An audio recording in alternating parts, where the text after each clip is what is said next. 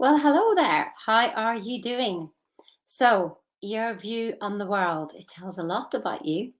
And here's the thing that I learned that if you think you're at the top level, chances are you're at the bottom. That was my complete realization. As soon as I think I know something, I go, hang on a minute. So here's the thing, 4 levels. So the victim mode. So these all come from Michael Beckwith. I just absolutely love listening to Michael. And when I heard these, I was just like, oh, well, of course I'm at the top. And then realized, no, it wasn't. I was right at the bottom.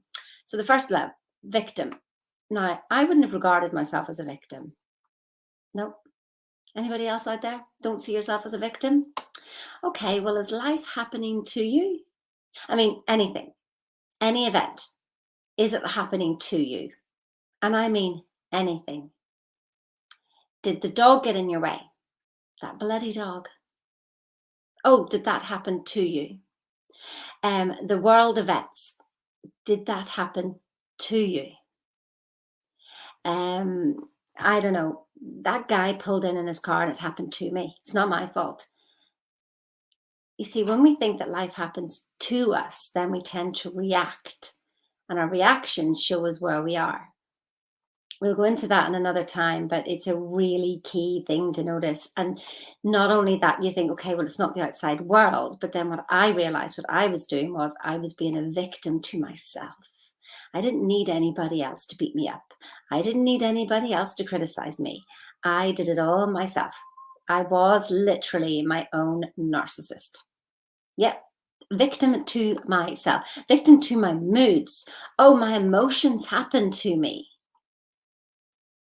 Oh, my thoughts happen to me.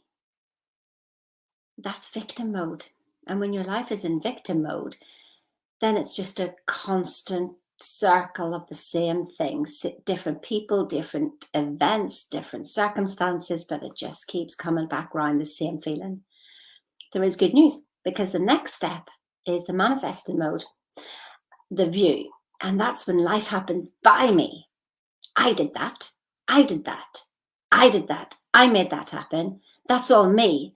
I worked really hard and I made that happen. Oh, that's the ego. The first one in the victim, the ego is poor me. The next one in the ego is, aren't I just brilliant? I did all that. I did that. I made that happen. But we take that responsibility, don't we, whenever things are going well? I made that happen. And then when things don't go well, we go, I didn't do that. No, that's my excuse right there. Right there. Oh, I haven't got any money. Oh, victim mode. Oh, listen, in case you think that I'm making light of your circumstances, I'm not, because every excuse is valid. Every excuse is valid. Everything. But is it serving you? You see, I laugh because I'm only talking about my own journey. And yeah, I hop into victim mode every now and again, but I see it so bloody fast. And then I can feel it going into making something happen. And that's just exhausting. So by the time you get to 53, actually just say to the universe, for God's sake, life just has to be easy. I only want ease, flow, and joy. Who wants ease, flow, and joy? Like, put your flipping hands up. I just want ease, flow, and joy. You see, we're working in the 2% whenever we're in those modes. Literally, we really are. And you get results and you can make it happen. But it's a bit tiring.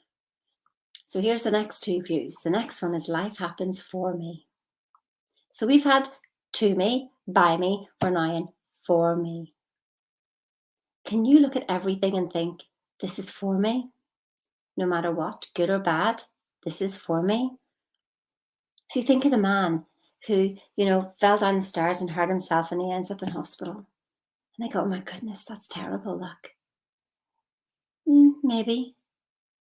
And then the next day his house is caught up in a flood and washes away. And they say to him, that's such good luck you're in this hospital. Maybe. Can you be like that with life? Can you? Can you understand? You see, Einstein said that the greatest decision, the most important decision was, is this world hostile or friendly? So you decide from the outset, If this world is hostile, then you're going to be in victim mode and manifesting mode. You're going to be the doer, because if you don't do it, who's going to do it? Then the next mode, if you think that this is a friendly universe and everything is happening for you, then it doesn't matter what it is, does it? It doesn't matter what it is. Can you be there? It takes practice. Got to stay awake. Got to stay awake at every moment. And what moment am I talking about? This moment. This moment now is your eternal now. What you're feeling now is your eternal now. Better make it a good one. Now here's the next one. Life happens as me. So we've gone to me, by me. The next two, you're recognizing that there's a greater power for me, and then as me. Who are you being? This concept of yourself is more important than any of the paradigm shifting work that you do. This is the paradigm shifter. If we don't change who we feel that we are, and let me tell you, it's a bit of a journey, this. When I was 19, I was told, obviously, that I was not academic. You might have heard my story before. I was told I wasn't academic, and so I should just be a secretary. Last time I knew, you had to pass exams, but there you go. So I became a secretary, and I decided to join the RAF. And at the tender age of 19, I went to do an IQ test, and I came out with 160. And they sat me down, and what was really funny was the girl beside me, she didn't even pass the IQ to become an admin. And I was like, oh my goodness, what are they going to do to me now? And they just said to me, your IQ is so high, we want you to come and be an officer, and you don't need to be interviewed. We're just going to literally, yeah, we want you to be an officer, and we want you to go for the training. And I was like, yeah. Didn't have a clue what they were talking about. I didn't even understand what the word officer was. And about being a leader at the age of 19, I was a secretary. Do you see my self-image? I literally didn't tell anybody. I just said that I decided not to do it anymore. And I didn't go back. I didn't answer the emails or phone calls. I didn't go back. Because my self-image was a secretary, medical secretary. Wow. And something's happened recently as well, that I hadn't set my sights high enough, because I couldn't see that I could do that in my vision. Even though Bob says, have this great vision of your lifestyle. Don't think of the work to make the lifestyle. Think of the lifestyle, and the work will come and the money will come. I can't quite actually believe that. And even this weekend, something shifted and I went, oh my goodness, I get it. Although I never get it. As soon as I think I've got it, I've lost a lot. But moment by moment, I'm becoming more and more and more aware. So where are you in your journey? If this is resonating with you, share this, like it, do it now, click on it. Click on some links here down below. If any of my work resonates with you, then book a call with me. I want to help set you free. I want you to have a life of ease, flow, and joy. It is possible. And more exciting revelations to come. Have a good day now.